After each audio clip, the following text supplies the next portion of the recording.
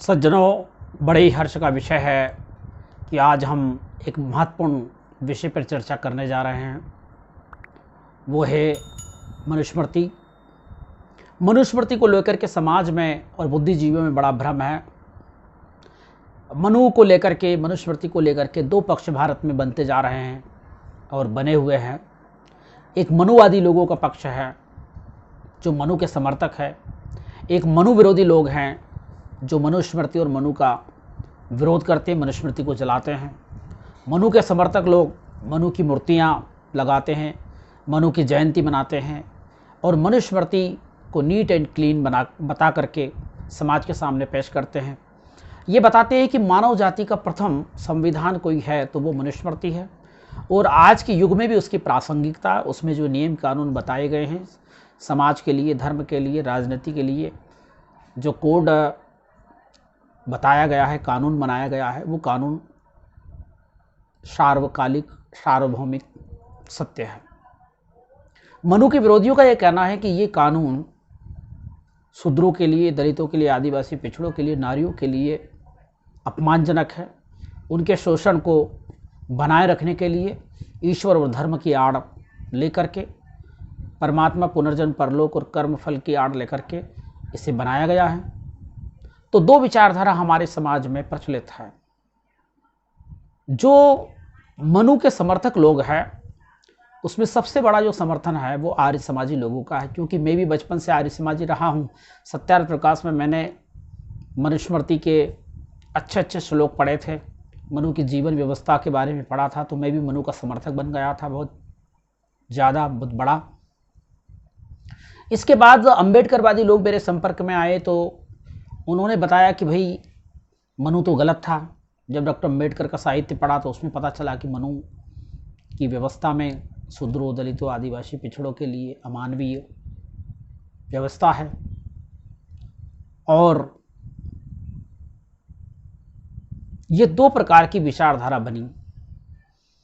इसके बाद मैंने मनु का विरोध क्यों, डॉक्टर सुरेंद्र कुमार झज्जर वाले की किताब पढ़ी। इसके बाद उनका जो मनुस्मृति पर जो भाष्य है, ये बहुत मोटा भाष्य है, शायद आप लोगों ने देखा होगा, कुछ लोगों ने नहीं देखा हो तो मैं बता देता हूँ। ये बहुत बड़ी किताब है ये मनुस्मृति पर, और बहुत बड़ा ग्रंथ है। इसकी जो शुरुआती पेज है, करीब 135 पेज में उन्होंने मनु स्मृति की लीपापोती करी है और ये बताने का प्रयास किया है कि मनुस्मृति तो दूध की धुली है। बाद में कुछ लोगों ने प्रक्षिप्त श्लोक बनाए हैं और वो जोड़ दिए गए, इस वजह से मनु की छवि खराब हो गई है। तो इसमें मैं आपको बता दूं कि मनुस्मृति में कुल 2685 श्लोक है और 2685 श्लोकों में से सुरेंद्र कुमार झज्जर वाले जो है डॉक्टर है, प्रोफेसर है, उन्होंने 1471 श्लोकों को प्रक्षिप्त बताया है और 1214 श्लोकों को मूल बताया है। लेकिन अगर हम एक और किताब पढ़ते हैं, ये भी डॉक्टर सुरेंद्र कुमार शर्मा अज्ञात, जो इस सदी के सबसे महानतम ज्ञानियों में से एक है, जो ब्राह्मण धर्म दर्शन के विशेषज्ञ हैं, उन्होंने ये किताब लिखी है। और इन दोनों किताबों को पढ़ने के बाद, और डॉक्टर सुरेंद्र कुमार झज्जर वाले और डॉक्टर सुरेंद्र कुमार शर्मा अज्ञात पंजाब के बंगा वाले, दोनों का शास्त्रार्थ मैंने कांति नाम की पत्रिका में पढ़ा था। वास्तव में जब मैंने इन दोनों चीज़ों का अध्ययन किया और पूरी मनुस्मृति का मैंने गहन अध्ययन किया तो ये पाया कि जो लोग मनु के समर्थक हैं वो एक बीमारी से ग्रस्त है। वो एक बीमारी होती है, अपने पूर्वज बहुत महान थे, हमारे पूर्वज बहुत महान थे, उन्होंने जो कुछ लिखा है वो अंतिम सत्य है और वो ईश्वर की वाणी है, और उन्होंने जो कुछ बनाया है, हमारे जो ऋषि मुनि थे या हमारे जो बड़े बुजुर्ग थे वो बहुत महान लोग थे, वो गलती नहीं कर सकते, वो गलती से परे है। ये जो दृष्टिकोण है लगभग हर धर्म में होता है। जैसे मुसलमानों का एक दृष्टिकोण होता है कि कुरान अंतिम सत्य है, कुरान परमात्मा की वाणी, ईश्वर की, अल्लाह की, गॉड की वाणी है और उसमें गलत कुछ भी नहीं हो सकता है। वास्तव में किसी भी शास्त्र को समझने के लिए वो किस युग में लिखा गया है, उस देश काल परिस्थिति को समझना बहुत जरूरी होता है। हमारे यहाँ पे जो मनुस्मृति लिखी गई उसके बाद बहुत सी मनुस्मृतियाँ लिखी गई, करीब हमारे यहाँ पे 138 स्मृतियाँ हैं। अगर मनुस्मृति दूध की धुली होती और मनुस्मृति हर युग में प्रासंगिक होती तो हमारे पूर्वज या हमारे ऋषि मुनि क्या मूर्ख थे जिन्होंने इतनी सारी स्मृतियाँ लिखी गई, के द्वारा लिखी गई। वास्तव में हर कानून, हर नियम, हर संविधान का एक युग होता है, एक देश काल परिस्थिति होती है, उसके अनुरूप वो लिखा जाता है। और जब युग बदल जाता है, परिस्थितियां बदल जाती है, तो वो चीज़ हमें लगती है कि ये प्रक्षिप्त बाद में जोड़ी गई, जबकि वो मूल रहती है। मैं एक उदाहरण के लिए आपको कहना चाहता हूं कि शास्त्रों में जो मांसाहार के प्रसंग आए हैं वो वास्तव में मूल है, और उसके जो खंडन वाले श्लोक आए हैं वो बाद में जोड़े गए हैं। जब हमारे देश में जैनियों और बौद्धों के द्वारा शाकाहारी आंदोलन चलाया गया, तो वो जो आंदोलन चला उसके बाद में ब्राह्मण धर्म में संशोधन हुए और शाकाहारी आंदोलन के प्रभाव में हमारे शास्त्रों में मांसाहार का खंडन किया गया। जिस प्रकार डॉक्टर सुरेंद्र कुमार झज्जर वाले कहते हैं कि नियोग प्रथा के खंडन वाले श्लोक बाद में जोड़े गए। मूल मनुस्मृति में नियोग प्रथा है, लेकिन कुछ लोगों का कहना है कि नहीं, जो मूल मनुस्मृति है उसमें मतलब नियोग प्रथा नहीं है, नियोग प्रथा के श्लोक बाद में जोड़े गए। मनु ने नियोग प्रथा का खंडन किया है। वास्तव में अगर इस बात को आधार बनाया जाए कि जो सकारात्मक है, यानी किसी परंपरा को लेकर के पहले से रिवाज बना और उसके खंडन परक जो श्लोक होते हैं वो बाद में जोड़े गए हैं, तो इस आधार पर यह माना जा सकता है कि मांसाहार के विरोध में जो श्लोक लिखे गए हैं वो बाद में जोड़े गए हैं, और जो मांसाहार के समर्थक श्लोक है वो वास्तव में मूल है। तो सज्जनों, मनुस्मृति को समझने के लिए या किसी भी शास्त्र को समझने के लिए हमें पूर्वाग्रह और दुराग्रह रहित होना चाहिए। ना तो हमें उसका विरोधी होना चाहिए, ना हमें उसका समर्थक होना चाहिए। कोई व्यक्ति हमारा पूर्वज था, इससे ना तो वो महान होता है ना ही वो गलत होता है। हमें उसका युग अनुरूप व्याख्या करना और उसको उस युगीन परिप्रेक्ष्य में देखने की जरूरत है।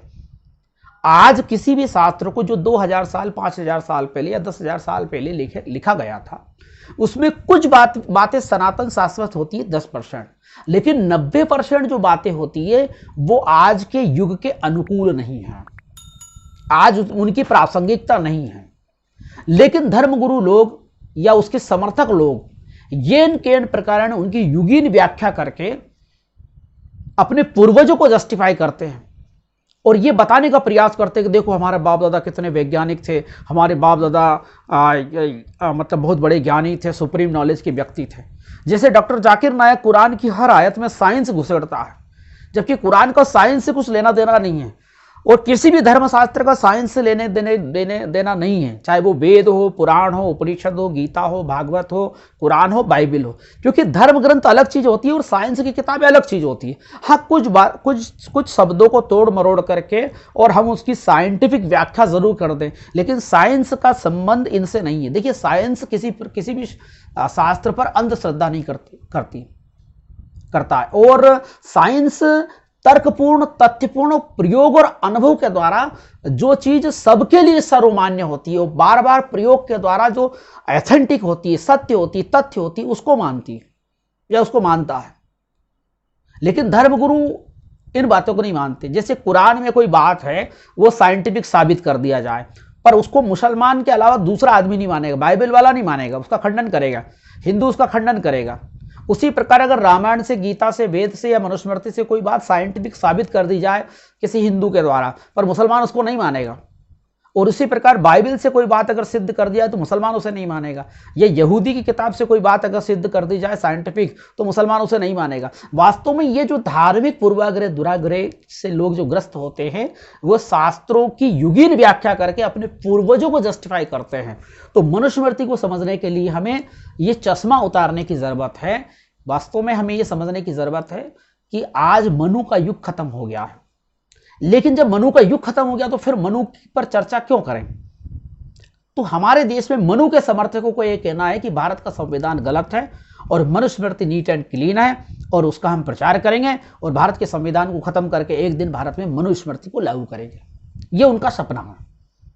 मनु के विरोधी लोग कहते हैं कि मनु पूरी तरह मानवता का हत्यारा था, उसने दलितों, आदिवासियों, पिछड़े और नारियों को नेस्त नाबूद करने के लिए जो कानून बनाया वो कानून की किताब, जिस प्रकार डॉक्टर अम्बेडकर ने 25 दिसंबर 1925 को महाड़ में जलाया था, उसी प्रकार उसको जलाने योग्य है। उसको ना तो पढ़ने की जरूरत है, ना उस पर रिसर्च करने की जरूरत है, ना उस पर बहस करने की जरूरत है। वो एक निंदनीय किताब है, वो अमानवीय किताब है। तो ये दो दृष्टिकोण है।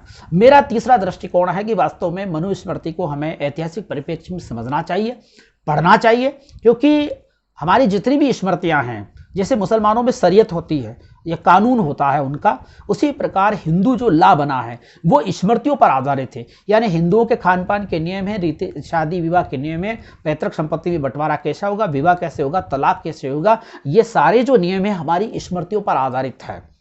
इसलिए बाबा साहब अम्बेडकर ने जब हिंदू ला बनाने का प्रयास किया था तो देश के जाने माने पंडितों विद्वानों की ड्यूटी दिल्ली में लगाई थी और 138 स्मृतियों को इकट्ठा करके युग अनुरूप उनमें जो चीज़ें थी उनको निकाल करके ये साबित करने का प्रयास किया था, हिंदू समाज को अपडेट करने का प्रयास किया था। तो आज सबसे बड़ी स्मृति हमारे लिए हिंदू ला है। हर हिंदू को वो हिंदू ला पढ़ना चाहिए।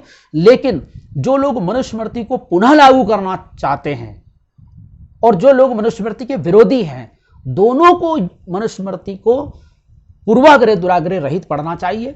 तो सज्जनों, मैं एक सीरीज चलाऊंगा आपके बीच में जिसमें मनुस्मृति को प्रथम अध्याय से लेके अंतिम अध्याय तक, 12 अध्याय मनुस्मृति में है, हर अध्याय की मैं समीक्षा करूंगा और उसमें नारियों के विषय में, ब्राह्मणों के विषय में, क्षत्रियों के विषय में, जीवन के प्रत्येक क्षेत्र में क्या क्या ज्ञान दिया गया, क्या क्या नॉलेज दिया गया है और वो आज के युग के अनुरूप कितना उचित है, कितना अनुचित है, इस विषय पर हम विस्तार से चर्चा करेंगे। और इससे भारत के बुद्धिजीवियों को, विश्व के बुद्धिजीवियों को बहुत लाभ होगा, विरोधियों को भी लाभ होगा, समर्थकों को भी लाभ होगा। क्योंकि मैं किसी भी चीज़ का विरोधी और समर्थक नहीं हूँ, मैं निष्पक्ष होकर के अध्ययन करता हूँ, रिसर्च करता हूँ, शोध करता हूँ और मनुस्मृति पर मैंने बहुत सारे रिसर्च किए हैं जिसके माध्यम से ये पता चला है कि वास्तव में मनु के समर्थक लोग हो या मनु के विरोधी लोग हो, वो विरोधी अंधा विरोध कर रहे हैं और जो समर्थक है वो अंधा समर्थन कर रहे हैं। इन दोनों चीज़ों से ऊपर उठ करके हमें मनुस्मृति को समझने का प्रयास करना चाहिए। बहुत बहुत साधुवाद, धन्यवाद। मेरे इस वीडियो को अधिक से अधिक शेयर करें और लाइक करें, कमेंट्स करें। और अगर आप मनुस्मृति को जानना चाहते हैं, समझना चाहते हैं तो मेरे चैनल सत्य के दर्शन को सब्सक्राइब करें, अपने दोस्तों, रिश्तेदारों, मित्रों को बताएं। अगर आप जीते जी मुक्ति प्राप्त करना चाहते हैं, जीते जी बुद्धत्व प्राप्त करना चाहते हैं, ज्ञान प्राप्त करना चाहते हैं, आपको शास्त्रों का, गीता, वेद, पुराण, उपनिषद और वेदों का ज्ञान चाहिए या और भी आध्यात्मिक ज्ञान, ईश्वर, आत्मा, परमात्मा, पुनर्जन्म, परलोक का, तो इस चैनल के माध्यम से मैंने जितना अध्ययन किया है वो सारा धीरे धीरे मैं एक एक टॉपिक के माध्यम से बताने का प्रयास करूंगा।